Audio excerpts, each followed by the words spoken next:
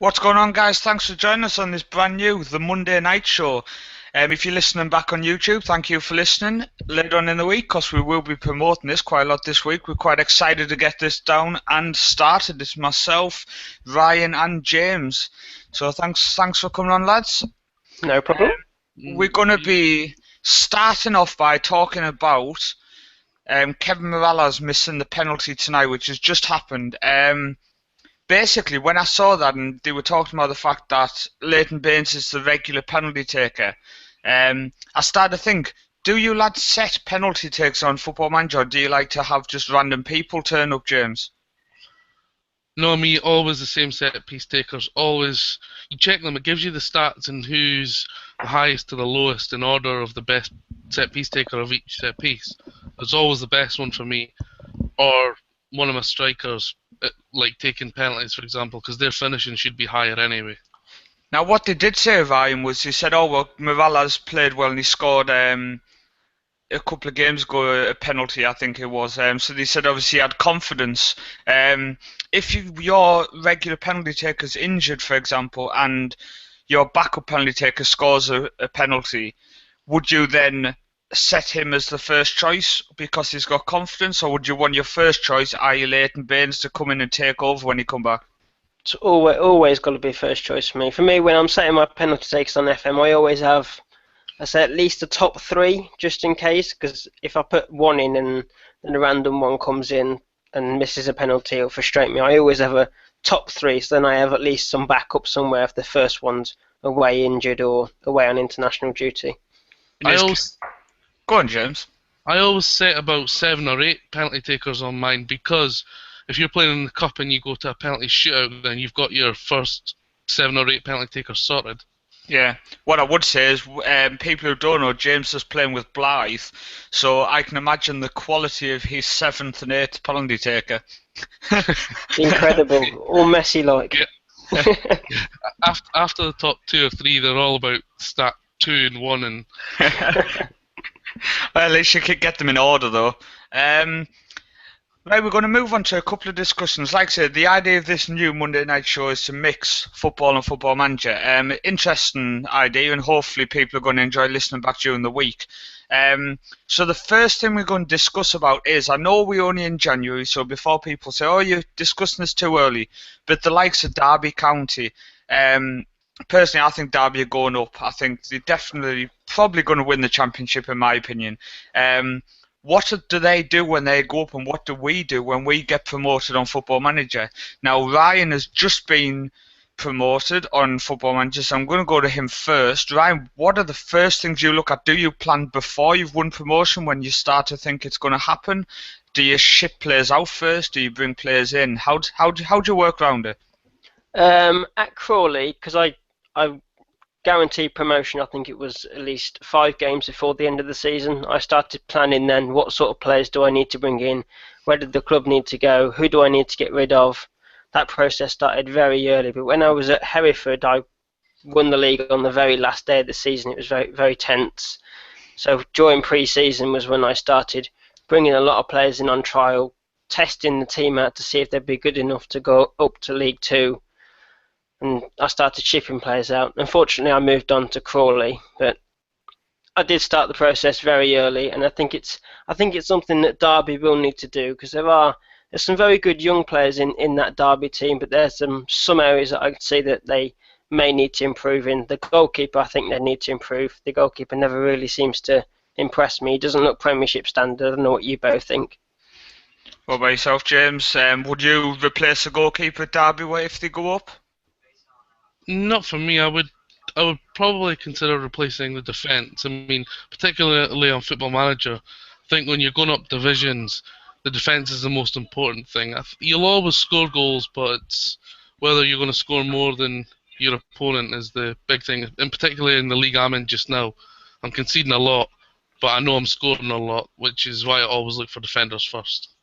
Fantastic. I know if people want to check it out, it's James Beattie Videos. What we'll do is we'll leave a link in the comments below on YouTube, so if people are listening back, go and watch his videos.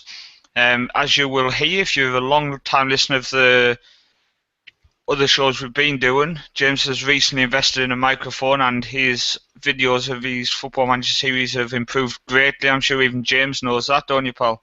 Yeah, listening back myself, they've improved a lot. The good videos. I have to admit, I haven't seen the last one yet. I remember you linked to me yesterday. I've just been head in the clouds recently.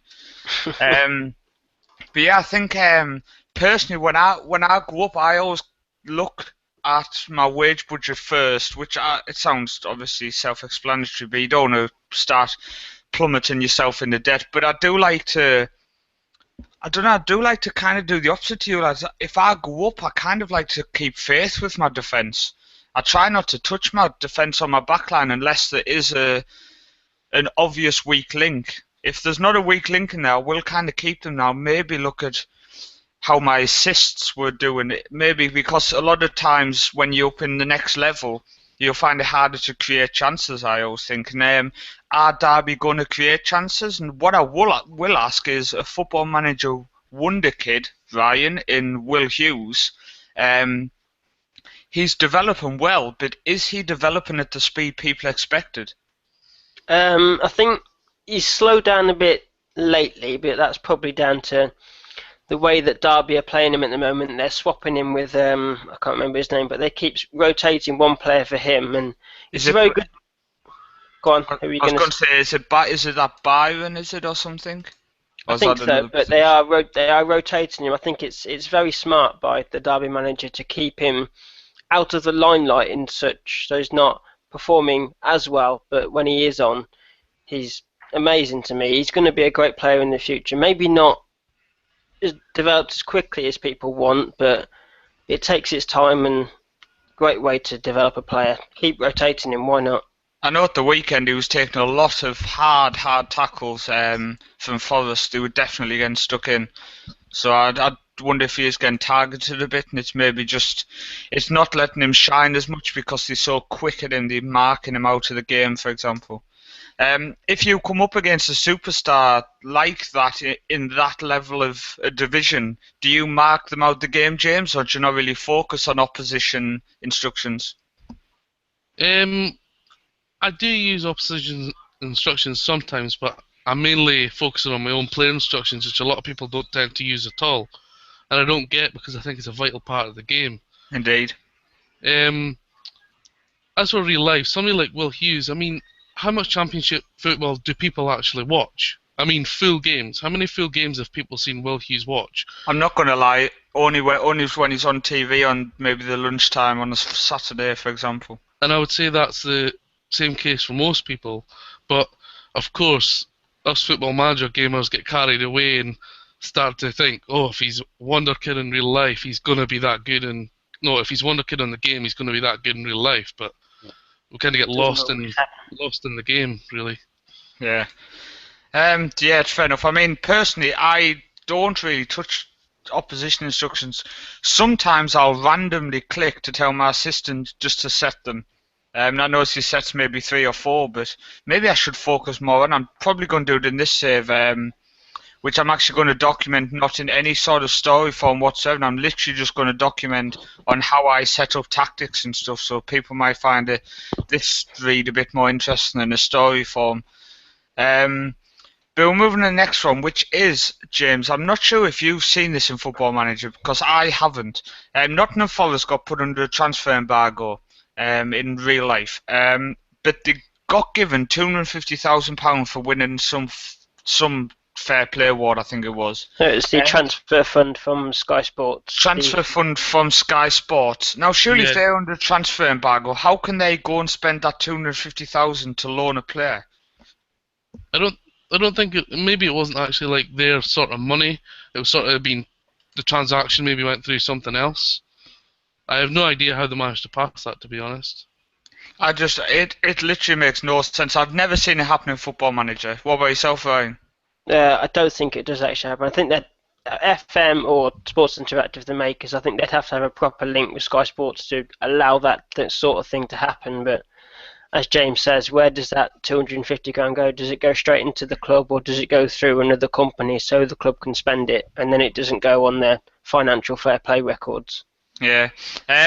Next thing we're going to go on to is a lot of some of that comes up on topics. No doubt it comes up on FM Central, and it comes up on the Football Manager WizKids. No doubt on the left-hand side, in the comments, people talking about goalkeeper mistakes in Football Manager.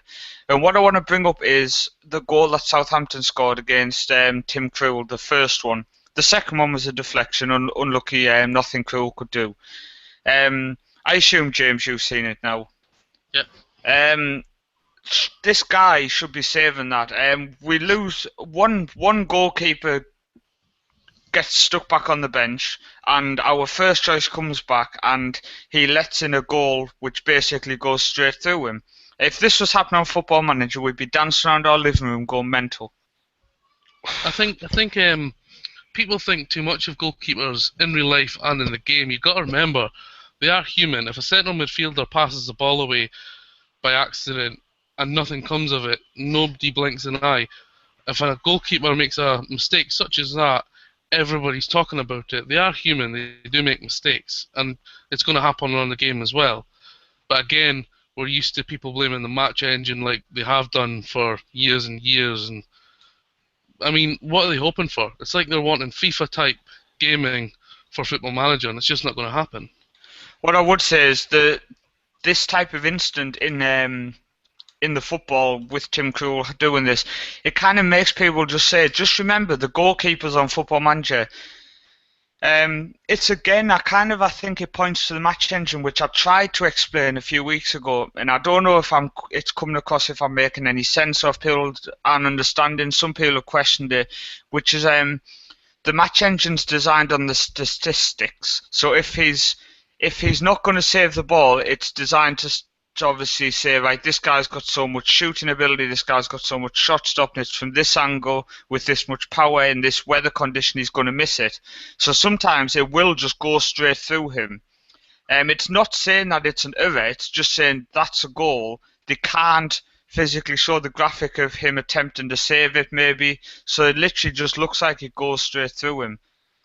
So I think sometimes you do need to just kind of relax a little bit and accept that it was a shot which the goalkeeper couldn't save, or it's just an error that happens, which is proven by the fact that Tim Krul's done it and drove myself and probably James as a Newcastle fan a bit mad because it was a sloppy goal to give away. The next one, it's again, we just got a few topics on Newcastle at the minute, James, which is about the way we're playing the ball up to Perez. Obviously, in Football Manager, Perez is known as a wonder kid, so a lot of people have signed him, a lot of people have played with him. So let us know in the comments below how you play when you have him on the pitch. But Newcastle seem to have this big obsession of playing Route 1 to him quite a lot during the game. Obviously, I watched the game live. It was so frustrating at times that we just seemed to think this guy was going to win headers. I mean, Ryan, when you watch Newcastle play, do you understand or do you see what we see where they just seem to kick it long to him? Well, Newcastle, I've never been a team, whenever I've watched them, to lamp the ball up long to, especially someone like Ayoze Perez, which is not the biggest player in the game. We all know that, but when you get him on the ball, pass it to his feet. He's a Spanish footballer. He knows when the ball comes to his feet, he can do those little runs that he's been doing in the games that he's been playing. Fantastic little player, but playing it up to him, if they're going to do that, I don't know if you come up against Stoke any time in the season, you start doing that, you're going to have someone like Ryan Shawcross clattering Ayoze Perez to the floor like it's no business. Sort of football that Newcastle need to change back to is playing that to his feet.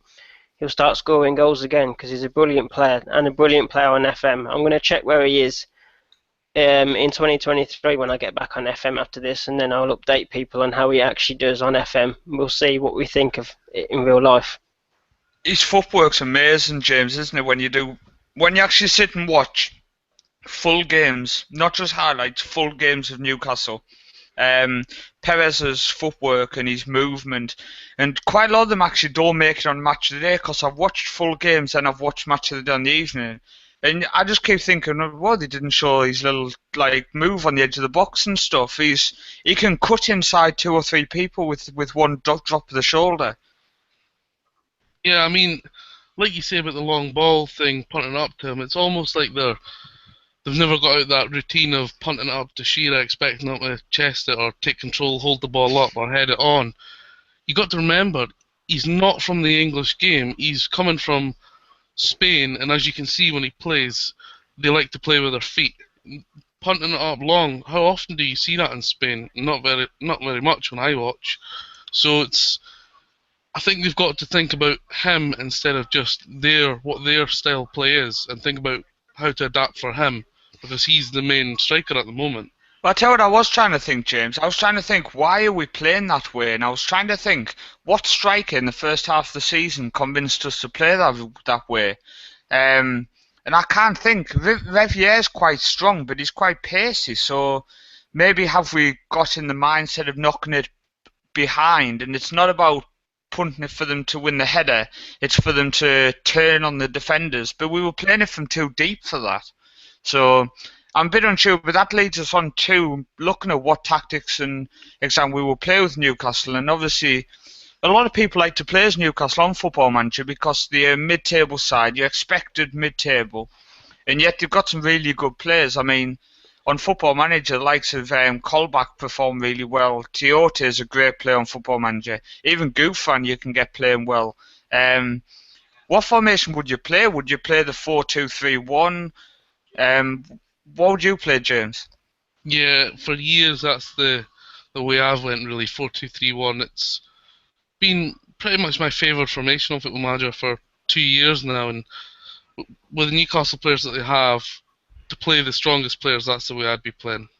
Yeah, I think it's definitely one way to look at it. I mean, you've got the likes of Colback and stuff who can call back Tiote and Anita. So you could play 3-3 across the middle, almost passing it out, but then you're going to leave yourself a bit short maybe. So it's an interesting thing. I like people, if they have played as Newcastle, just to let us know. Leave comments below if you're listening back on YouTube what formation you played and how did it work.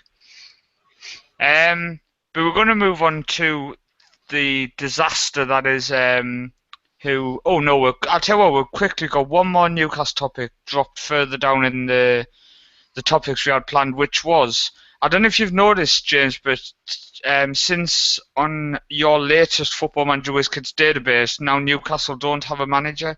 And even when they sacked Pardew, which happened quite a lot season 1, we always seem to hire Sean Dyche as the new manager. And what I was wondering, what I wanted to ask Ryan first and yourself, James, is would he be a good manager for Newcastle in real life? For me, as a neutral, I think he would. If he manages to keep Burnley up in real life, then he's done a brilliant job, and possibly a manager that Newcastle have missed out on. But I'll be interested to see what you two as Newcastle fans think of him. Would you take him? For me, no, I don't think I would. I mean, he's done really, really well for Burnley, and you can see on the touchline he's got that passion, he's got the drive and determination, but I just don't think he's playing the type of football that I guess Newcastle want to play, but Newcastle fans have got this thing about playing really good football, sexy football if you wish, and it just doesn't seem to happen, and they've tried to get back to the entertainer's way, and it's never going to get like that, and a lot of Newcastle fans just don't realise that. But for me, no, I think we've got to go for a much higher profile manager. I don't think he would be able to not control the dressing room, but we need someone with a bigger presence. So I think for myself, I think I would take him because, as you say, he seems like he knows what he's doing on the touchline. Is the football what we used to? Maybe not. But is the football what we used to work in?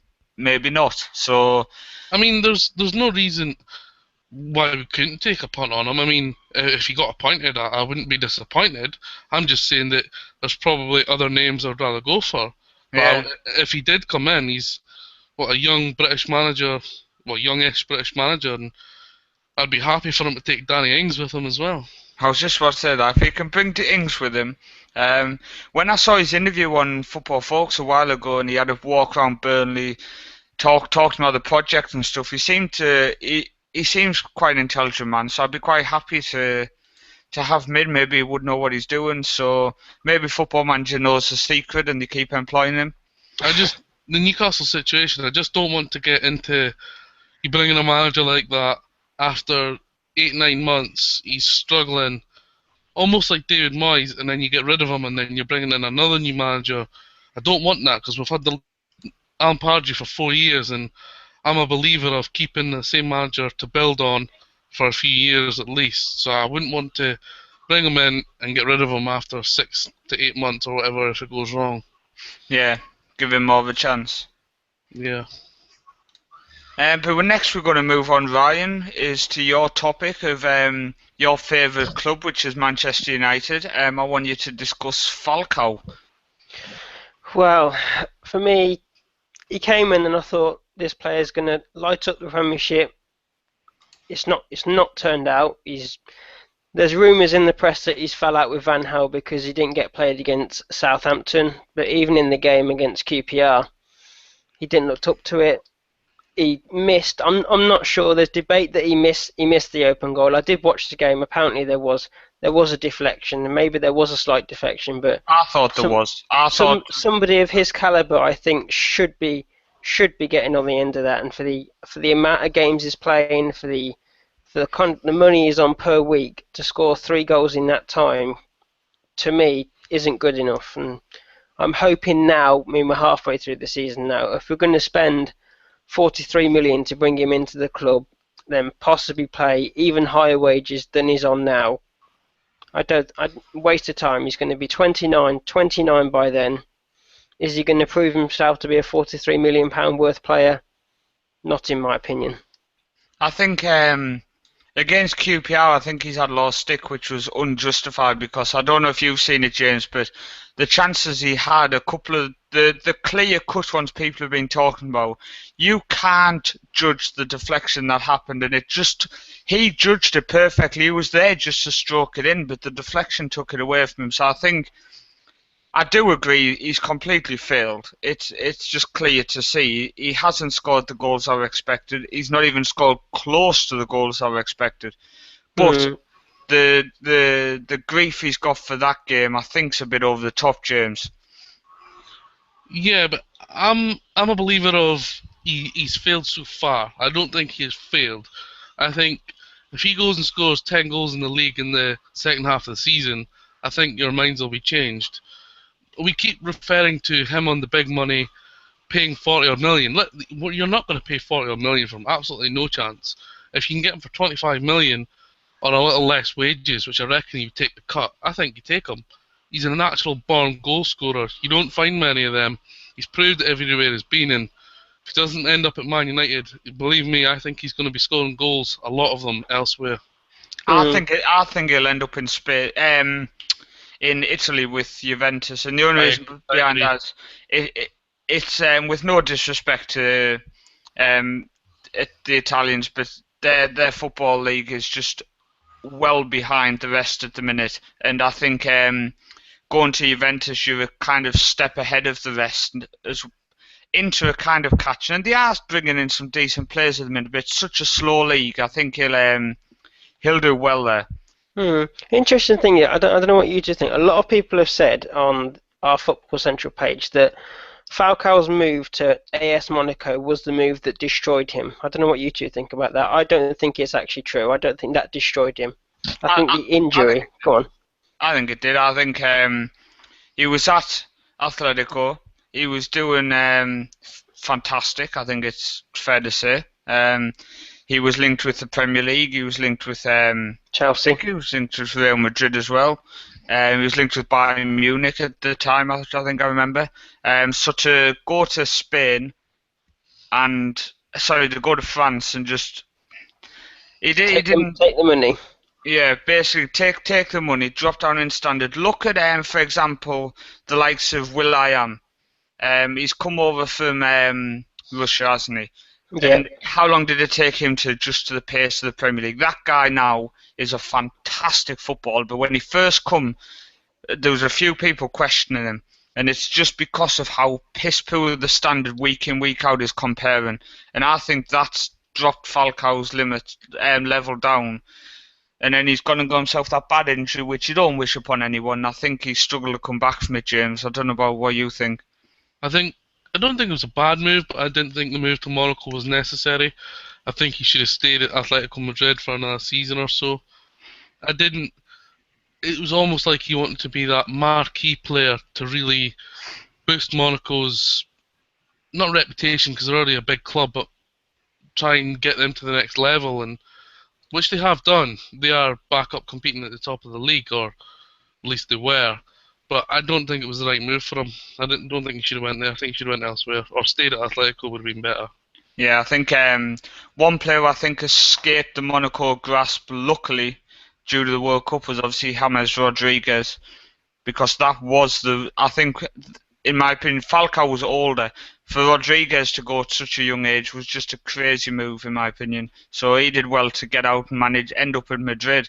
So fair play to him to end up there. But we'll move on to the next topic, which is the best tactic for Man United. I don't think anyone knows this. Ryan, I heard the fans were chanting at halftime 4-4-2. Yeah, which is it a tactic that Man United can play at the moment? I don't think they have the players for it. They have players are coming back from injury now, but that's not something I'm going to complain about because players get injured, and we know that happens on FM as well. But what tactic can you play? I've not actually started a Man United save again since a very long time on FM15. But is this 3-5-2 tactic working? We're managing to beat teams like QPR, but can we go up against teams like Man City, Arsenal, and beat them with this 3-5-2 tactic? What do you think? I don't think we can. What do you think, James? Well, it's probably something new for Man United, isn't it? Tinkering with tactics. I mean, David Moyes obviously came in after so long with Sir Alex, and now a season later they're starting to learn new tactics again with new players. And I don't really know, to be honest. I think Rooney playing at that just behind the striker is working, so if you can build it around that. But I'm quite unsure how to go Man United. But for me, Rooney behind the two strikers, I think you've got to stick with Falcao. I think you've got to play him. And I think with Van Persie, when all three are fit, I'd keep it like that and build around that, really. But I've always been a fan of 4 at the back. I don't trust 3 at the back. I don't like it. And I've got to have full-backs in my team. Well, I mean, I don't understand. Obviously, they've dropped Rooney even further now with them and having these straight into centre midfield. But I think when you look at the players, you've got Falcao and Van Persie, which when you see them two, you say them two have got to start. You've got Di Maria, you've got Mata. Both of them two really do need to start. Then you've got Rooney. So, I mean, what, do you play 2 strikers and 3 behind the strikers? Like a 3 central attacking midfielders and then maybe a couple sat behind them two kind of mopping the play up and then your back 4? Ryan? I'm sorry, and then it's only 1, isn't it? If you've got 2 up front and then 3 attacking, you've only got maybe 1 holding midfield in Blind, then a back 4 behind that. I mean, a lot of people say we need to bring in central defenders for this 3-5-2 to work, which, yes, we do, and by the looks of it, Van Gaal's going to be very stubborn and probably stick with the tactic because we're getting the results, but we're getting the results against mediocre teams like QPR, and it was a struggle. It was a tooth-picking game, that game. It was so frustrating, goals coming out of nothing. The build-up play was really slow, which you don't expect of Man United looking at their past history. It was always counter-attacking play with Sir Alex Ferguson, crosses into the box. Now we've got no players that can seem to cross because Antonio Valencia, I don't think he can cross it past the defender. Luke Shaw isn't looking the standard that is expected so far, but James has always said in the past he's going to be one of the world's best left-backs. And I think he's going to be.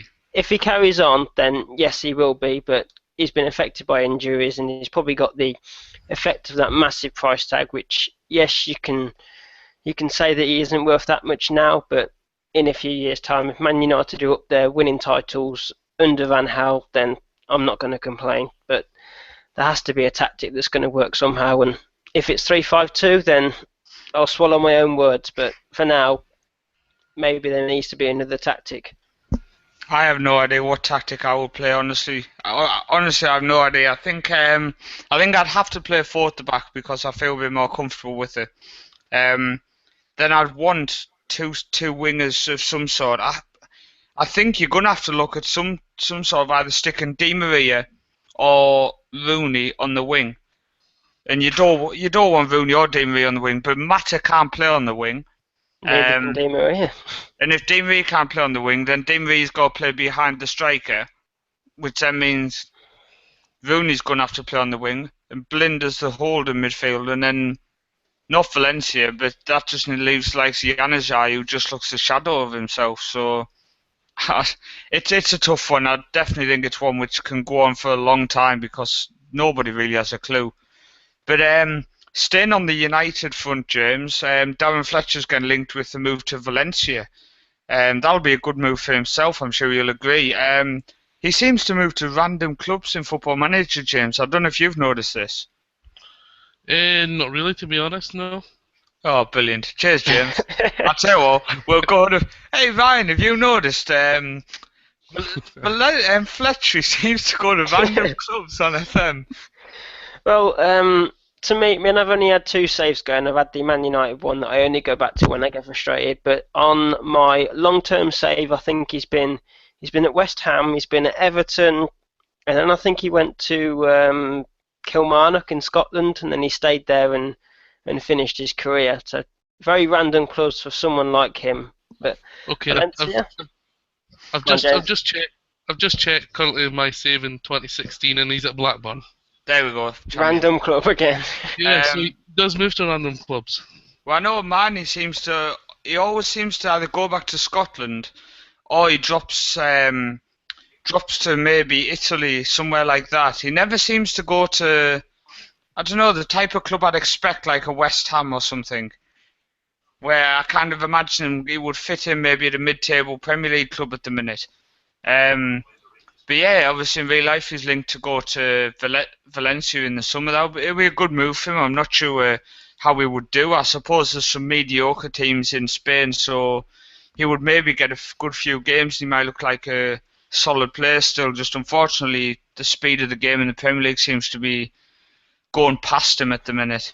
I mean, it's interesting. I know he is vice-captain, which I never seem to really understand. I can understand it on the point of experience. He's been at Man United for a very long time, but vice-captain, I'm not really sure. I'm not sure if Van Gaal has aspirations for someone like Phil Jones to become the next vice-captain or captain in the future. I'm not too sure, but who could Man United have as their next vice-captain? I think it's like the Newcastle situation where Man United actually have 3 captains.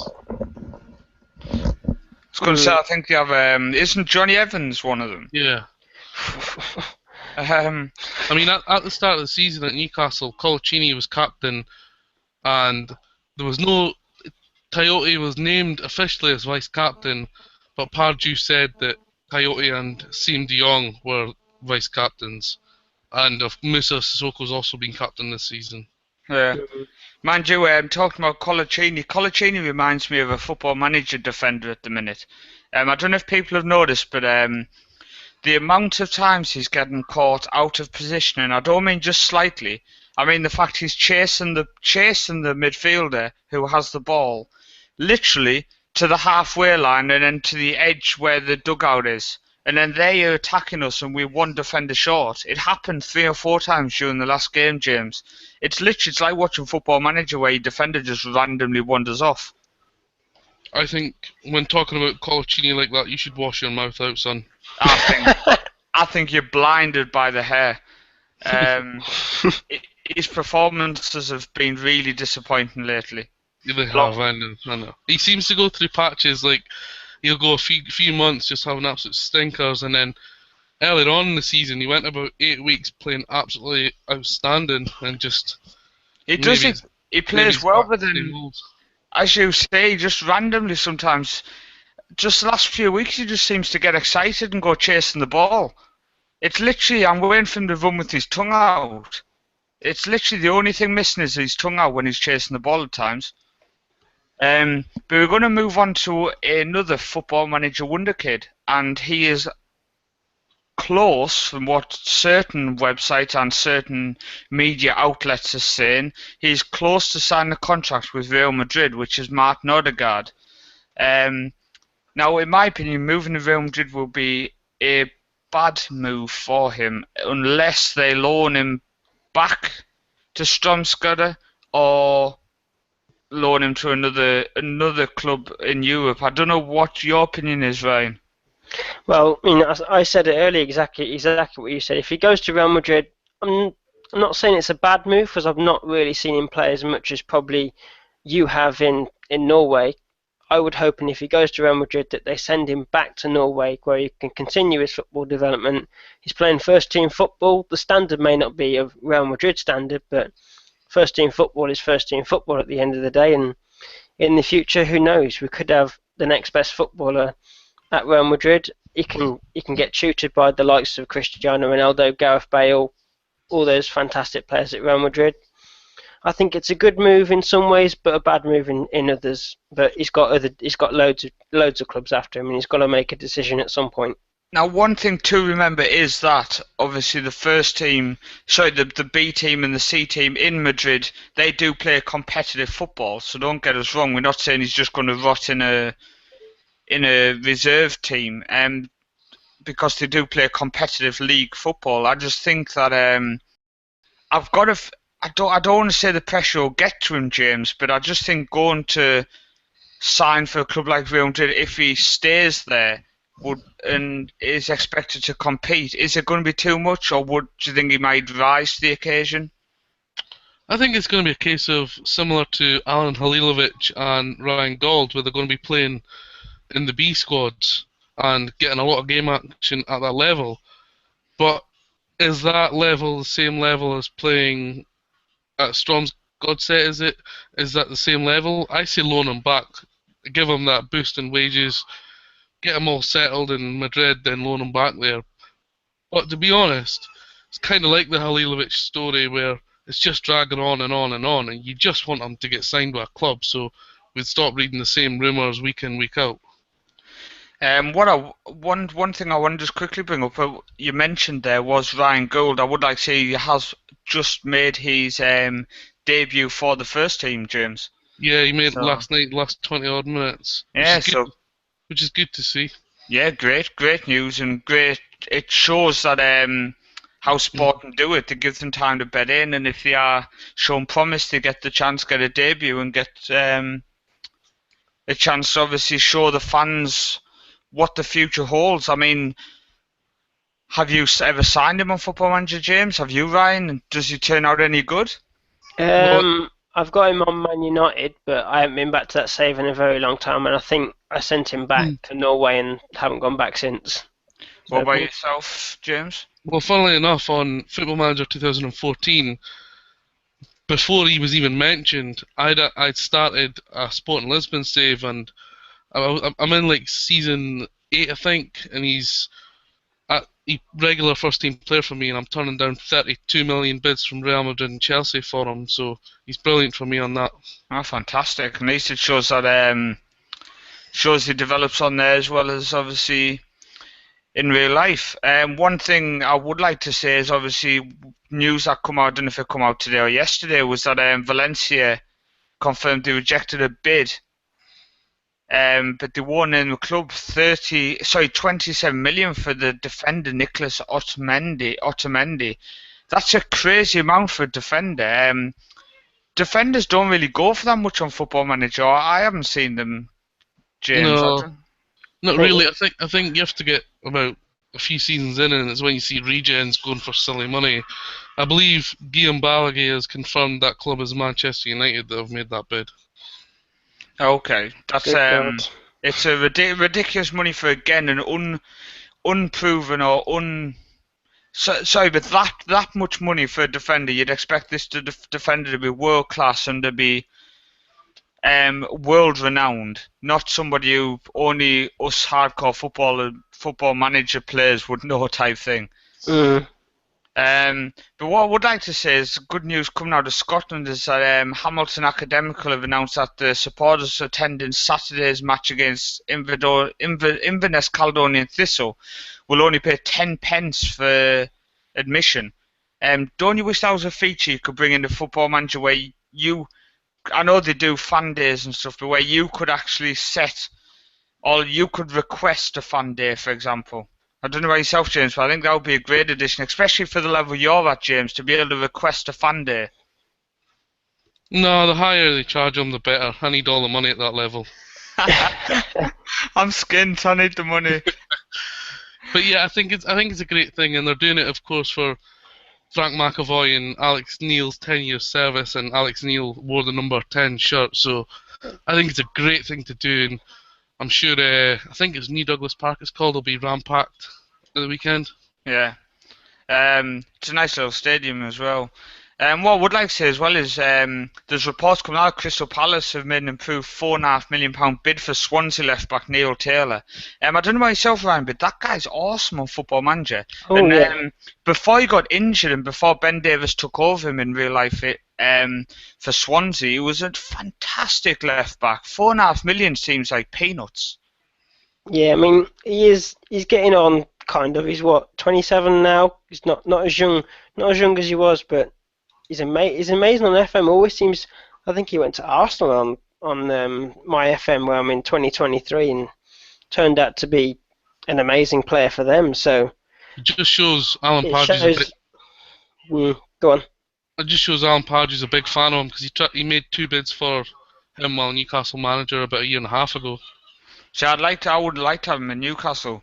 He's definitely Haidara didn't look too bad at the weekend, man. I will admit that. He's a great player on Football Manager, Haidara. He's going to be brilliant in real life. Yeah, he just needs a bit of time. What I would say as well is a strange one that came out. It came out of nowhere, in my opinion, was the fact that Eto'o was leaving. Obviously, hopefully, in Sampdoria's words, going to Sampdoria, so going over to Genova to live.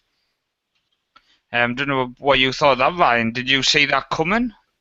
No, but does he look settled at Everton at the moment? I'm not too sure. Is he going to Sampdoria for some more money elsewhere? Because he seems to be motivated by money, but do they have the money to offer him? Maybe there's something that's gone on behind the scenes. Who knows? I think they do have the money. They've just spent 12 million on Luis Muriel from Udinese.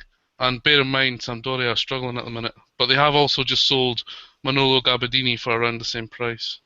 Okay. And a great striker in the Premier League in Football Manager is obviously Wilfred Bony. He grabs the goals. Obviously, he's moved to Manchester City in the last week.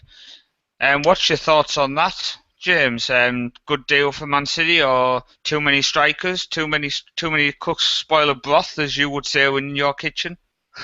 I think it's a great deal all round. Good for the player, going to play Champions League. Great deal for Man City. Great deal for Swansea, who have made 16 million profit in 18 months, I think.